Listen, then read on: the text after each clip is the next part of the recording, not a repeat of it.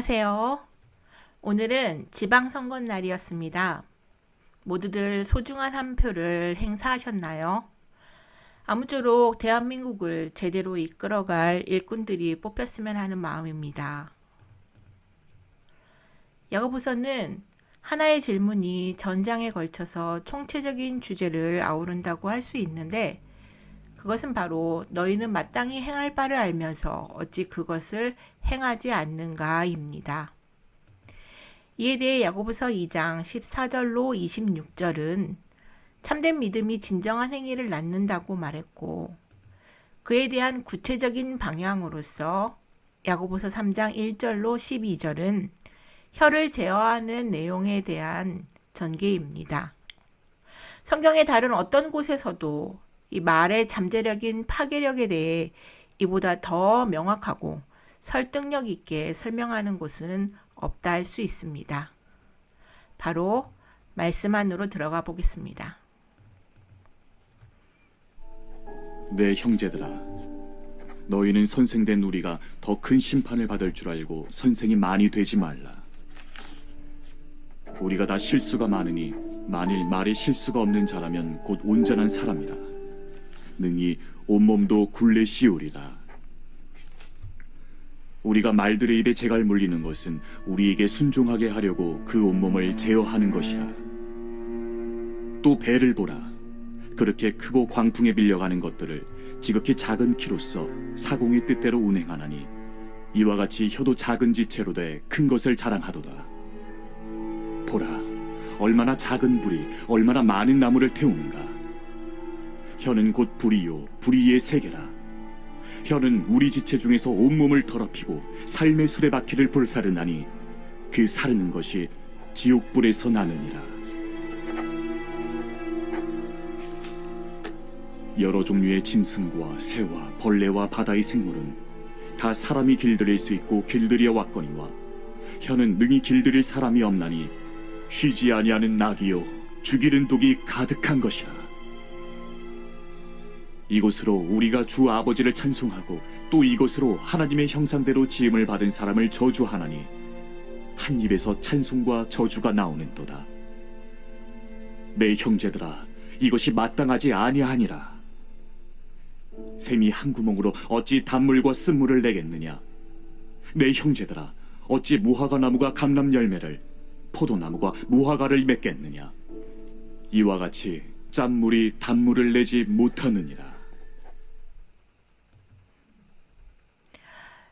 야고보는 1절에서 우리에게 선생이 되어야 한다고 생각하지 말라는 경고로 서론을 시작합니다. 야고보의 이런 단도직입적인 명령은 성급히 가르치는 직책에 뛰어들지 말라는 경고나 비난이 아니라 하나님의 진리를 온전하고 정확하게 전해야 할 책임을 진 선생들은 더 엄격한 심판을 받을 것이라는 경고입니다. 가르치는 자가 배우는 자보다 더 엄격한 심판을 받는 이유는 첫째, 선생은 개인적인 의견이 아니라 진리를 말해야 할 책임이 있기 때문입니다. 둘째, 선생의 말은 많은 영혼들에게 영향을 미치기 때문입니다. 하나님의 말씀을 정확히 다루어야 하는 책임은 가볍게 취급할 수 있는 것이 아니고 즉흥적으로 하기에는 대단히 많은 사람들의 생명이 달려 있습니다. 셋째로 선생들은 진리를 가르치기만 하는 것이 아니라 그 진리대로 살아야 하기 때문에 더 엄격한 심판을 받게 됩니다. 따라서 선생이 되어야 한다고 생각하지 말라는 야고보의 말에는 그 일을 소홀히 여기는 사람들을 위해 그 직무에 따르는 위험과 책임을 지적해 줌으로써 그 일에 합당한 영적인 자질이 구비되지 못한 사람들이 급하게 뛰어들지 못하게 하려는 의도가 담겨 있습니다. 2절은 혀를 다스려야 할 필요에 대해 설명하고 있습니다. 우리는 말의 실수를 통해 우리의 부족함과 죄악된 모습을 드러냅니다. 반대로 혀를 길들임으로 우리의 성숙을 드러냅니다. 다음에 두 가지 사실은 우리의 혀를 길들이는데 도움이 될 것입니다. 첫째는 선생들과 같이 그들의 혀를 사용하는 사람들은 더 큰 심판을 받는다는 것이고, 둘째로 우리의 혀를 다스리는 것은 우리가 우리 인격 전체를 다스릴 수 있다는 것을 보여주는 증거가 된다는 것입니다. 마태복음 15장에 나오는 예수님의 말씀은 혀에 대한 야고보의 실제적인 가르침에 적합한 신학적인 배경을 제공합니다. 예수님은 근본적인 문제에 대하여서 혀가 아니라 마음이라고 말씀하셨습니다. 혀는 마음에서 나오는 말을 전달하는 전령에 불과합니다. 실제로 예수님은 바리새인들을 소경을 인도하여 함께 구덩이에 빠지게 만드는 자들이라고 하시면서 선생들의 막중한 책임에 대하여서 말씀하셨습니다. 3절로 6절은 혀의 힘을 보여주기 위해 세 가지의 예를 들어 설명하고 있습니다. 첫째, 혀는 말의 입에 물리는 제갈과 같습니다.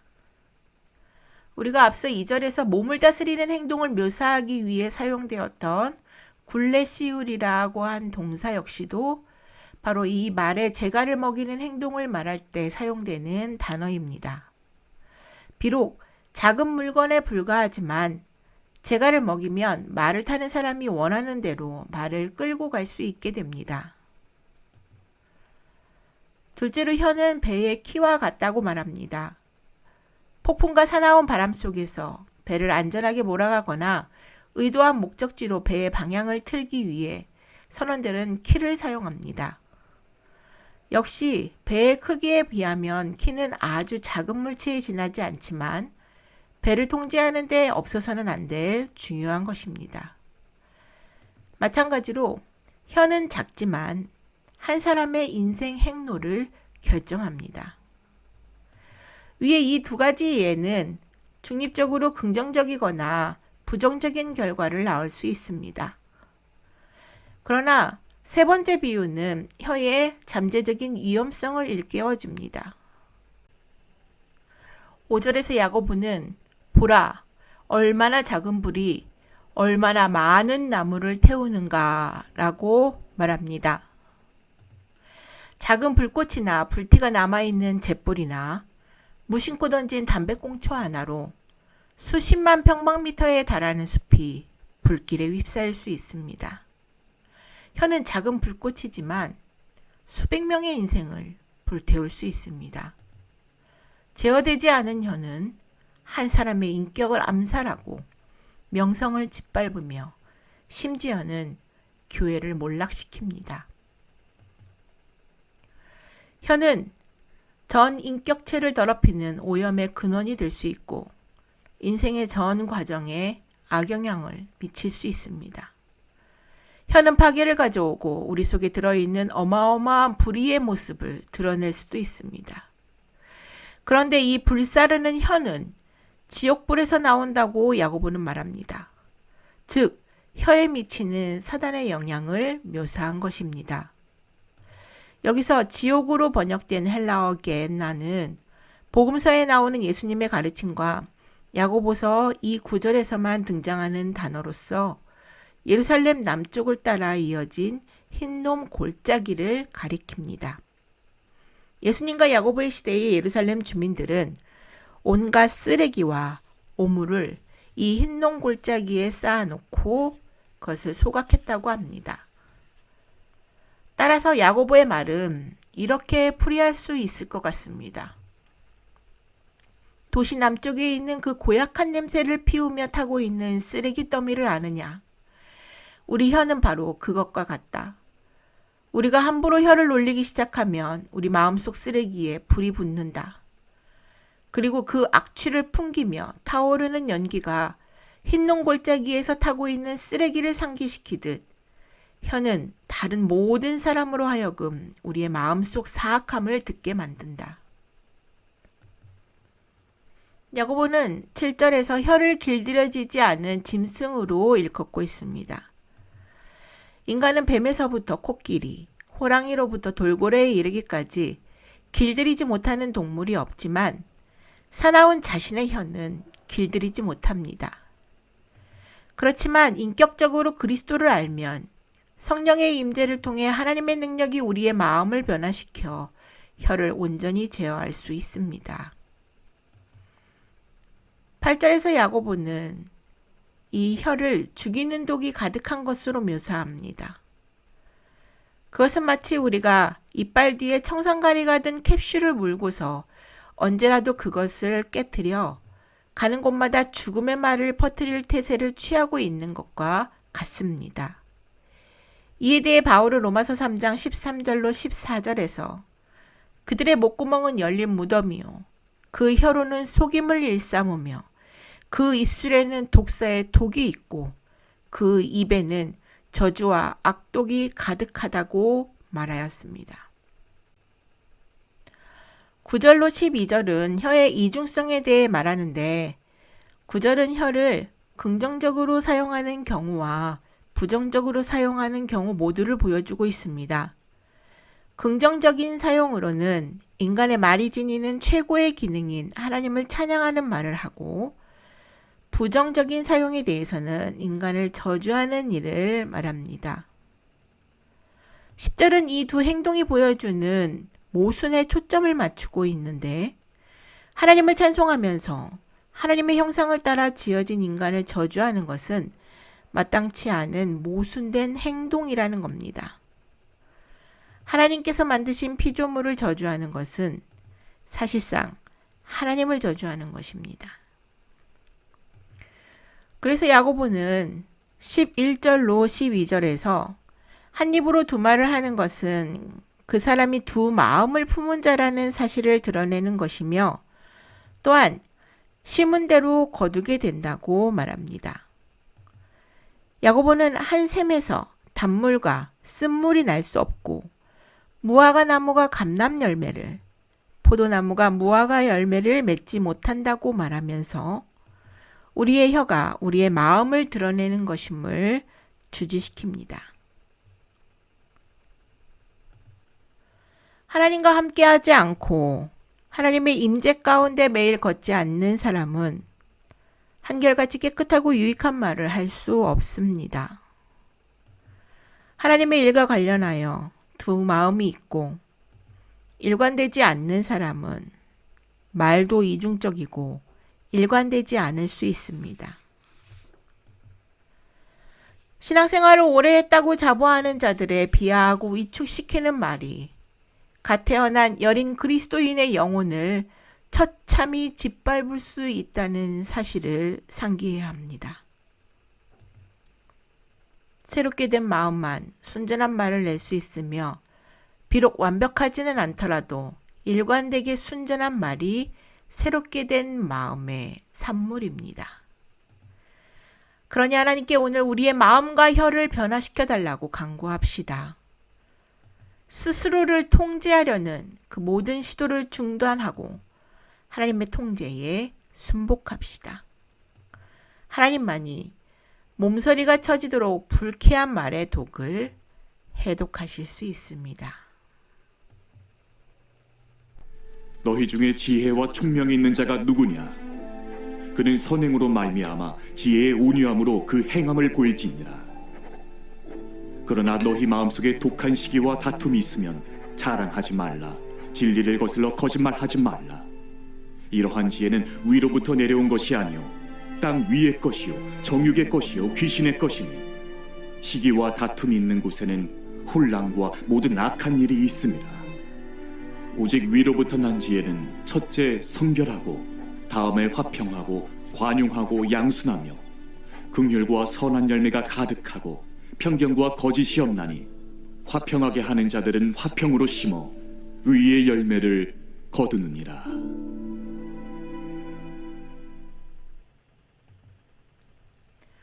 나무꾼들 사이에 전해지는 오래된 속담 가운데 나무는 쓰러졌을 때 가장 정확히 잴 수 있다는 말이 있습니다. 나무의 진짜 크기와 질은 베어 넘어진 후에 가장 정확히 측정할 수 있다는 말입니다. 마찬가지로 한 사람의 업적에 대한 진정한 평가는 그 사람이 삶을 마감할 때라고 볼 수 있을 것입니다. 이 속담은 특히 솔로몬의 삶에 적용됩니다. 솔로몬은 재위기간 동안 작가, 외교관, 시인, 정치가, 박애주의자, 건축가, 엔지니어로 승승장구했습니다. 전성기 때에 그를 따를 자가 세상에 아무도 없었습니다. 어떻게 솔로몬은 평생 동안 그렇게 많은 일을 성취할 수 있었을까요? 우리는 그 해답을 역대하 1장에서 찾아볼 수 있습니다. 주는 이제 내게 지혜와 지식을 주사 이 백성 앞에서 출입하게 하옵소서. 이렇게 많은 주의 백성을 누가 능히 재판하리이까? 실질적으로 아마 그는 이렇게 말했을 것 같습니다. 저는 감당하기 벅찬 임무를 물려받았습니다. 무엇보다도 저는 지혜가 필요합니다. 당신의 백성들을 잘 다스릴 수 있도록 삶의 세밀한 부분에 대한 현실적인 통찰력이 필요합니다. 제가 요청하는 것은 이것뿐입니다. 그는 자신의 소명을 완수하기 위해 하나님께 지혜를 구했습니다. 그리고 약 1000년 후 다윗의 또 다른 자손인 야고보는 이렇게 썼습니다. 너희 중에 누구든지 지혜가 부족하거든 모든 사람에게 후히 주시고 꾸짖지 아니하시는 하나님께 구하라. 그리하면 주시리라. 잠언의 첫 몇 장에서 솔로몬이 어리석은 여자와 지혜로운 여자를 대조하듯이 13절로 18절에서 야고보는 지혜로운 자와 어리석은 자를 대비합니다. 이 짧은 6개의 구절은 상반된 2개의 초상화, 즉 하나님의 지혜가 없는 사람의 초상과 위로부터 난 지혜를 얻은 사람의 초상화를 그리고 있습니다. 13절에서 야고보는 지혜로운 사람에게 선행과 온유함으로 지혜를 보여주라고 지시합니다. 선행은 야고보가 깊이 다룬 주제인 신자의 변화된 생활 방식을 말합니다. 지혜로운 사람의 삶은 하나님의 말씀에 복종할 준비가 되어 있음을 보여주면서 선한적으로 변화합니다. 사람이 지혜롭게 되는 것은 그 사람의 생활 방식이 얼마나 진리를 잘 반영하는가에 달려 있습니다. 지혜의 온유함으로 보이는 행함이란 지혜에 의한 겸손과 온유함을 말합니다. 현대인들은 온유와 양순을 다른 사람들에게 짓밟히는 줏대 없는 나약한 사람의 특성으로 생각하지만 성경의 관점은 그렇지 않습니다. 온유는 갈라디아서 5장 23절에 나오는 성령의 열매 가운데 하나이며 자기 절제와 밀접하게 연결되어 있습니다. 온유는 성질이 거친 말이 길들여지는 것을 표현하는 데 사용되는 단어로서 길들여진 말은 타고난 힘을 잃지 않으면서 그 힘을 겸허하게 발휘합니다. 온유함을 지닌 사람은 다른 사람들의 요구에 이끌려 다니면서도 그저 잠자코 있는 사람이 아니라 오만과 이기심을 따르려는 인간의 자연스러운 경향을 다스리고 통제하는 사람입니다. 예수님께서는 온유한 자가 땅을 기업으로 받을 것이라고 약속하셨습니다. 성경은 모든 그리스도인들에게 온유하고 선한 행동으로 그들에게 영적인 지혜가 있음을 보이라고 요구합니다.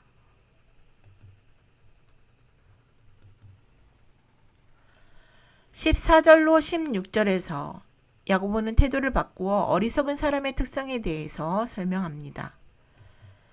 14절에 나오는 독한 시기와 다툼은 거짓 지혜를 따르고 있음을 보여주는 증거가 됩니다. 시기는 다른 사람들의 의견을 배제하고 자신의 의견을 앞세우려는 욕구를 말합니다. 다툼은 비윤리적인 방법으로 싸움의 원인을 부추기는 사람의 모습을 묘사하고 있습니다. 이런 사람은 자신의 견해를 밀고 나가기 위해 분열을 일으키는 방법까지도 기꺼이 사용합니다. 이어서 야고보는 정욕의 지배를 받는 가짜 지혜의 5가지 특성에 대하여서 제시합니다. 먼저 가짜 지혜는 교만으로, 본문에는 자랑으로 명시되어 있습니다. 여기서 사용된 헬라어는 기본적으로 다른 사람 앞에서 뻐긴다는 뜻입니다. 사악한 사람들이 자신의 악행을 의기양양하게 정당화하는 것을 의미합니다. 이것은 하나님으로부터 온 겸손과 반대되는 것입니다.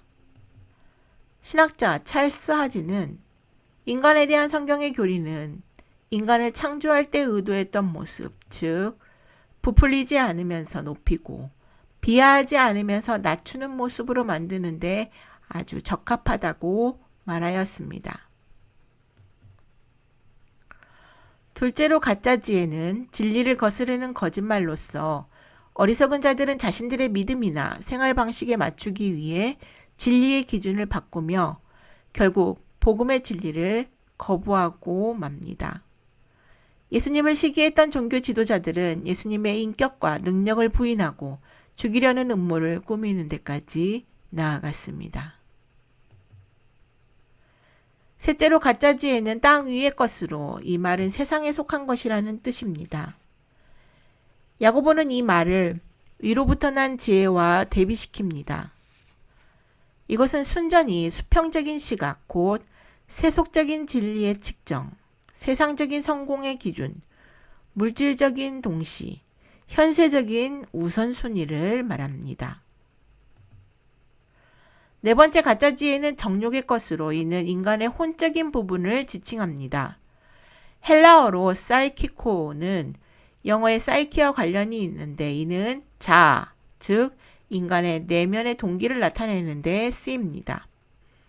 가짜 지혜의 원천은 위에서부터 오는 성령의 지혜가 아니라 우리의 생각, 태도, 관심 추구에 있다는 것입니다. 다섯째로 가짜 지혜는 귀신의 것입니다. 이것은 비록 그런 경우가 더러 있을 수는 있지만 그들의 세상적인 지혜가 반드시 악한 존재로부터 직접 온다는 뜻은 아닙니다. 그보다는 어떤 철학이나 사고방식에 반영된 지혜가 하나님의 진리와 상반됨으로써 그것이 사탄이 지지할 수 있는 철학이나 사고방식이 될 수 있다는 사실을 강조합니다. 독한 시기와 이기적인 야망으로 얼룩져 있는 어리석은 사람은 성품이 교만하고 정직하지 않으며 세속적이고 정욕적이며 사탄을 닮습니다. 어리석은 자가 지나간 자리에는 혼돈, 혼란, 불화, 적의, 옹졸함의 파문이 일어납니다. 거짓 지혜는 자기 주장을 앞세우고 독단적으로 행동하며 상호 배려하는 마음을 깨트립니다. 바울은 이런 이기적인 생활이 전염되는 것을 막기 위하여서 다른 사람의 일을 돌아보라고 말했습니다.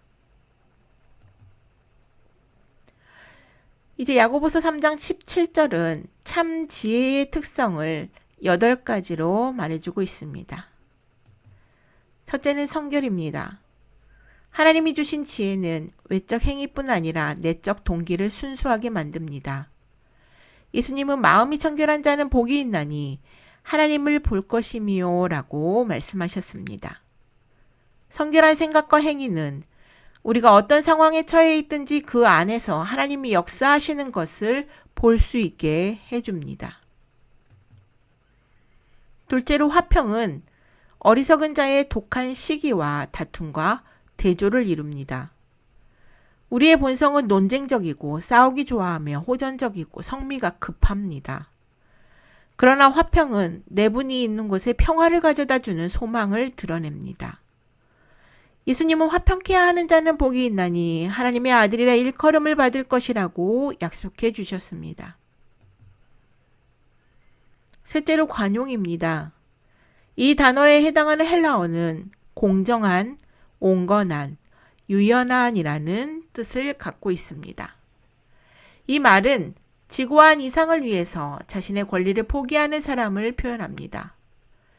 현대인들은 자신의 권리가 침해당했다고 느끼면 아주 사소한 것이라도 소송을 벌이는데 그것이 속 좁고 다투기 좋아하며 이기적이고 신랄한 세상의 지혜를 말해줍니다. 그러나 하나님의 지혜는 누구든지 내 오른편 뺨을 치거든 왼편도 돌려대며 또 너를 고발하여 속옷을 가지고자 하는 자에게 겉옷까지도 가지게 하라는 것입니다. 넷째로 양순이라는 말은 잘과 설득할 수 있는 이라는 두 개의 헬라어에서 파생되어 이 두 단어가 합쳐져서 잘 설득되는 이라는 의미를 갖습니다. 그러나 이것을 잘못 생각하면 안 될 것이 마치 지혜로운 자가 어리숙하게 잘 속는 사람이라고 오해해서는 안 되기 때문입니다. 그보다는 가르침을 잘 받는, 즉 고집을 버리고 진리를 흔쾌히 받아들이라는 사람이라는 뜻을 가지고 있습니다. 이 말은 융화적이고 유연하며 변화에 대해 열려있는 사람을 지칭하기도 합니다. 하나님의 영이 마음을 사로잡아 마음속 깊은 곳에서부터 우리를 온순하게 만드십니다. 이 양순이라고 하는 말과 관련하여서 융화적인 태도의 좋은 예가 바로 창세기 13장에 나오는 아브라함과 롯의 관계입니다. 하나님이 두 남자에게 복을 주셔서 더 이상 같은 땅에서 그들의 가축을 키울 수 없을 정도로 그 수가 불어나자 아브라함이 롯에게 목자들과 가축을 데리고 떠나라고 말하면서 롯에게 땅에 대한 우선 선택권을 주는 장면을 볼 수 있습니다. 아브라함이 롯에게 이르되 우리는 한 친족이라 나나 너나 내 목자나 네 목자나 서로 다투게 하지 말자. 네 앞에 온 땅이 있지 아니하냐. 나를 떠나가라. 네가 좌하면 나는 우하고 네가 우하면 나는 좌하리라. 위로부터 나오는 지혜를 보여주는 사람의 다섯 번째 특징은 긍휼입니다. 은혜가 자격이 없는 자에게 복을 베푸는 것이라면 긍휼은 벌을 받아야 할 자에게 벌을 유보하는 것입니다. 긍휼은 어떤 사람이 벌을 받아야 할 것 같을 때 그 사람을 측은하게 여기는 것을 뜻합니다. 세상의 지혜는 조소하고 정죄하지만 긍휼은 친절과 자비를 보여줍니다. 여섯째로 지혜로운 자들은 선한 열매가 가득합니다. 야고보는 다른 사람들을 불쌍히 여기는 태도에서 나오는 외적인 행위가 선한 열매를 일컫는다고 말합니다. 진정한 긍휼을 가진 사람은 다른 사람들에게 풍성한 복을 베풀 것입니다. 야고보는 앞서 2장에서 도움을 필요로 하는 형제자매를 보고도 아무것도 하지 않는 자들을 무익한 믿음의 예로 들었습니다. 그러나 하나님의 지혜는 긍휼을 베풀며 선한 열매가 가득합니다. 일곱 번째로 편견 없음은 확고한 원칙을 가진 사람, 즉 어떤 상황에서도 성경적 기준을 어기지 않을 사람을 가리킵니다. 이런 확고한 사람은 성경의 진리를 절대 타협하지 않습니다. 지혜로운 사람은 지조의 미덕을 고집불통의 극단적인 율법주의로 끌고 가지 않고 융통성을 진리의 타협으로 끌고 가지 않습니다. 마지막으로 야고보는 위로부터 내려온 지혜는 거짓이 없다고 말합니다. 거짓으로 번역된 헬라어 단어 하이포크리시스는 두 가지의 배역을 맡은 배우를 지칭하는 단어에서 유래되었습니다. 헬라 연극에서는 종종 한 배우가 여러 배역을 연기하기 위하여서 가면, 의상 또는 소도구들을 바꾸곤 했다고 합니다. 배역에 따라서 가면을 바꿔 쓰는 것이 바로 히포크리시, 즉 임기응변, 변덕, 예측 불가능성이란 뜻을 가진 단어의 어원적인 본질입니다.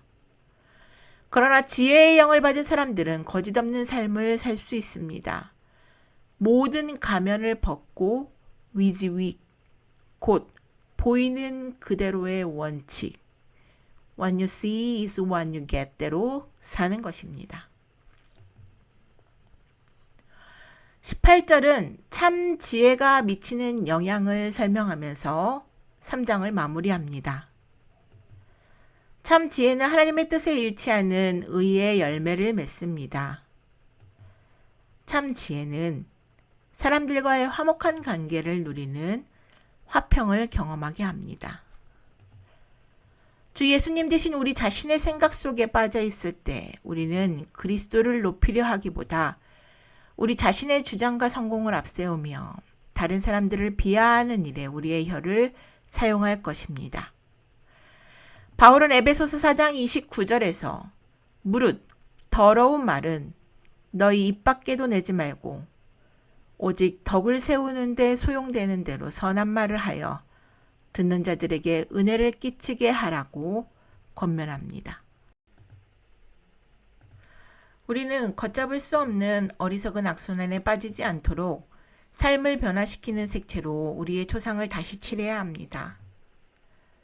이기적인 마음과 분노와 원망과 교만으로 이루어진 육신이 깨끗게 되기를 간구합시다. 다음 시간에는 하나님 없이 사는 삶에 따르는 위험에 대해 야고보서 4장의 말씀으로 함께 하겠습니다. 하나님의 은혜와 평강이 여러분 모두에게 함께 하시길 기도합니다.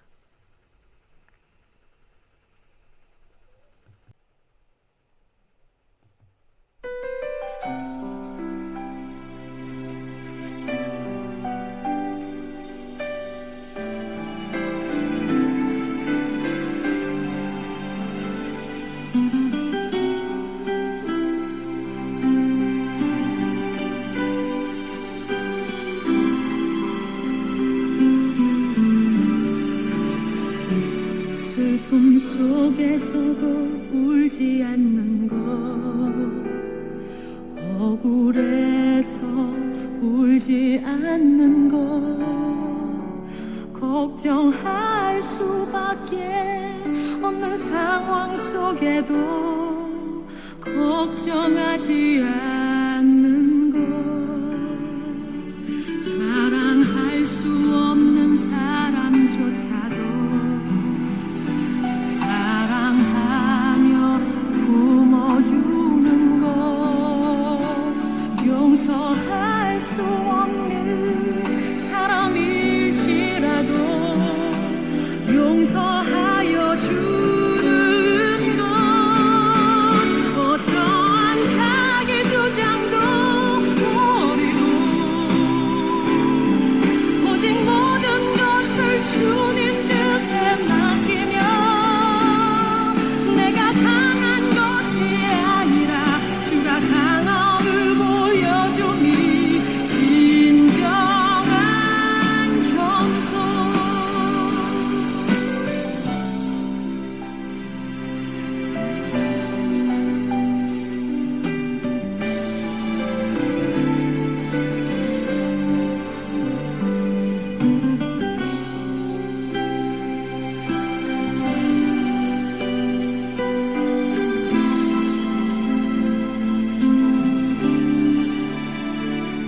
참을 수 없어도 화내지 않고 끝까지 인내하는 것,